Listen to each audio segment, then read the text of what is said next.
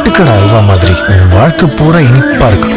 திருநெல்வேலி அல்வால அப்படி என்னதான் இருக்கு? இந்த உலகத்துல பல வகையான அல்வா வகைகள் இருக்கும்போது ஏன் இந்த இருட்டுக்கடை அல்வாக்கு மட்டும் அப்படி ஒரு தனி சிறப்பு? இதுக்கு காரணமா இந்த அல்வாக்கு தேவையான கோதுமைய இவங்க கையால தான் அரைக்கிறாங்கன்னு சொல்றாங்க. அது மட்டும் இல்லாம இந்த அல்வாக்களை மிஷின்களை தவிர்த்து முழுக்க முழுக்க கையால தான் செய்யறாங்க. அதனாலதான் இந்த இருட்டுக்கடை அல்வாக்கு இப்படி ஒரு சிறப்பு. திருநெல்வேலி மாவட்டத்தில் உள்ள சொக்கம்பட்டி ஜமீன்தார் புனித யாத்திரையா வட இந்திய புண்ணிய ஸ்தலங்களுக்கு போயிருக்காரு. அங்க தயாரிக்கப்பட்ட அல்வாவை வாங்கியும் சாப்பிட்டு இருக்காரு. அந்த சுவையில தன்னையே மறந்த அவரு அந்த அல்வாவை செஞ்சவரையே திருநெல்வேலிக்கு கூட்டிட்டு வந்திருக்காரு. அவர் மூலமா திருநெல்வேலியில அல்வா தயாரிப்பு தொடங்கி இன்னைக்கு அல்வான்னு சொன்னாலே திருநெல்வேலின்னு ஆயாச்சு. வட இந்தியாவுல இருந்து வணிகத்துக்காக தமிழகத்தின் தென்பகுதிக்கு வந்த ஒரு குடும்பத்தினர் திருநெல்வேலியில அவங்களோட ஊர்ல அல்வாவை தயாரிச்சிருக்காங்க. தாமிரபரணி தண்ணியோட சேர்க்கையால அந்த அல்வா அவங்களோட ஊர்ல செய்த அல்வாவை விட ரொம்பவே ருசியா இருந்திருக்கு. இந்த சுவையான தின்பண்டத்தை இந்த ஊர்லயே தயாரிச்சு விற்பனை செஞ்சா என்னன்னு அல்வா கடையையும் தொடங்கி இருக்காங்க. அன்னையில இருந்து அல்வா திருநெல்வேலியில ஒன்னாகிட்டோம் ஒரு சில பேர் சொல்றாங்க. எது எப்படி இருந்தாலும் இன்னைக்கு திருநெல்வேலி அப்படின்னு சொன்னாலே நாக்குல எச்சி ஊற வைக்கிற அளவுக்கு